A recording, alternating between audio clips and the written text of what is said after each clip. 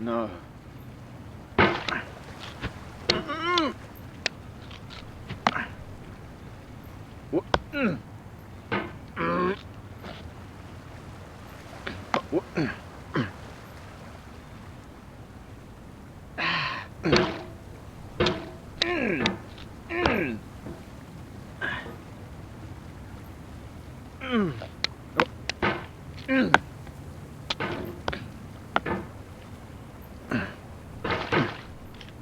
There's no feeling more intense than starting over. If you deleted your homework the day before it was due, as I have, or if you left your wallet at home and you have to go back after spending an hour in the commute.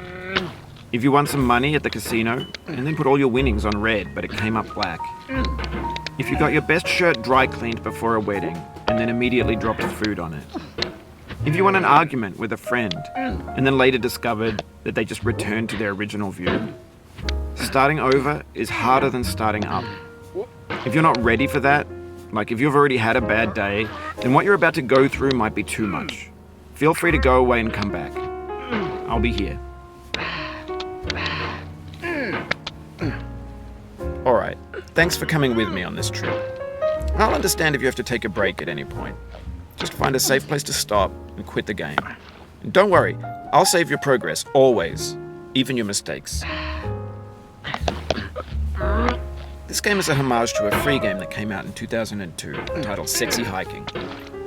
The author of that game was Jazuo, a mysterious Czech designer who was known at the time as the father of B games. And B games are rough assemblages of found objects. Designers slap them together very quickly and freely, and they're often too rough and unfriendly to gain much of a following. They're built more for the joy of building them than as polished products.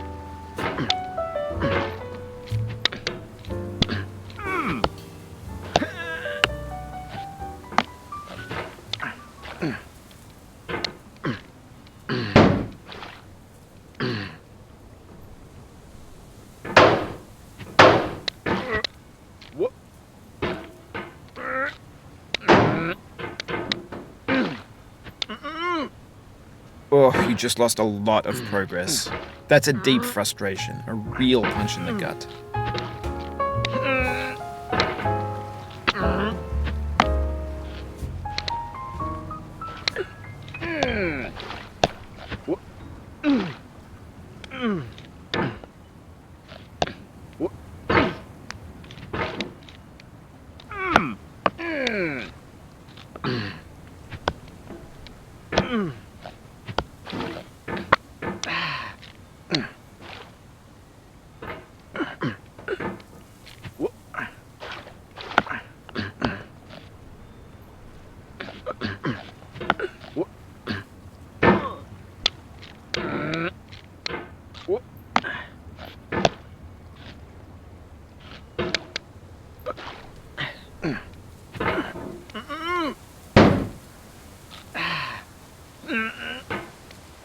In a certain way, Sexy Hiking is the perfect embodiment of a B game.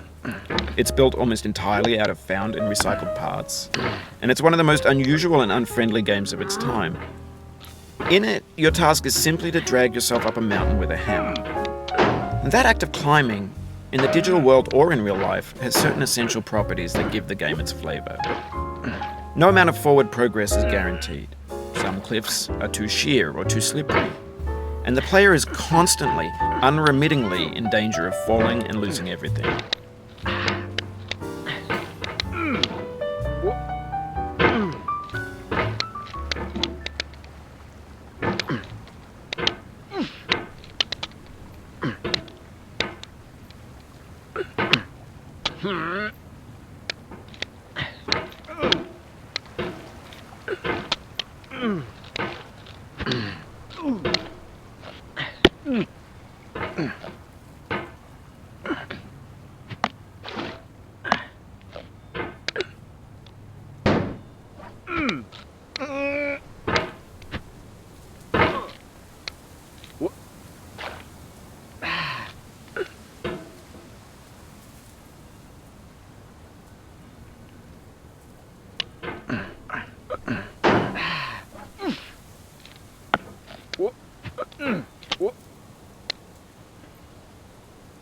Anyway, when you start sexy hiking, you're standing next to this dead tree that blocks the way to the entire rest of the game. It might take you an hour to get over that tree, and a lot of people never got past it. You prod and you poke at it, exploring the limits of your reach and your strength, trying to find a way up and over. And there's a sense of truth in that lack of compromise. Most obstacles in video game worlds are fake. You can be completely confident in your ability to get through them once you have the correct method or the correct equipment or just by spending enough time. In that sense, every pixelated obstacle in sexy hiking is real. Oof, sorry about that.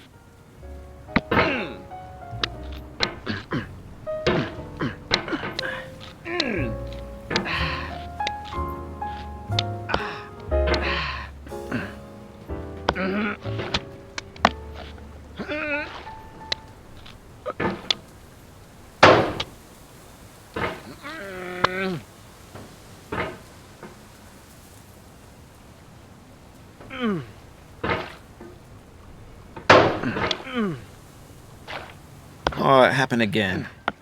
Keep on trying, don't let it get to you.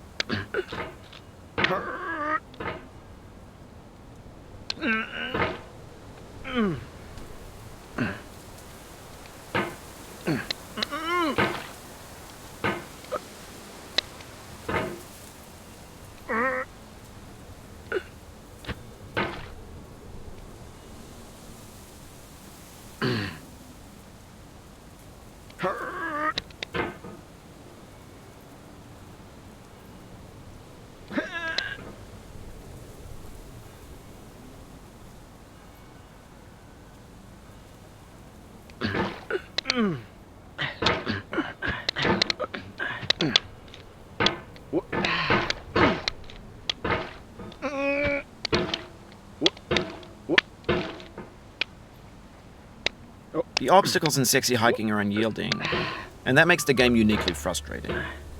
But I'm not sure Jazuo intended to make a frustrating game. The frustration is just essential to the act of climbing, and it's authentic to the process of building a game about climbing. A funny thing happened to me as I was building this mountain. I'd have an idea for a new obstacle, and I'd build it, test it, and it would usually turn out to be unreasonably hard. But I couldn't bring myself to make it easier. It already felt like my inability to get past the new obstacle was my fault as a player rather than as a builder. Imaginary mountains build themselves from our efforts to climb them, and it's our repeated attempts to reach the summit that turns those mountains into something real.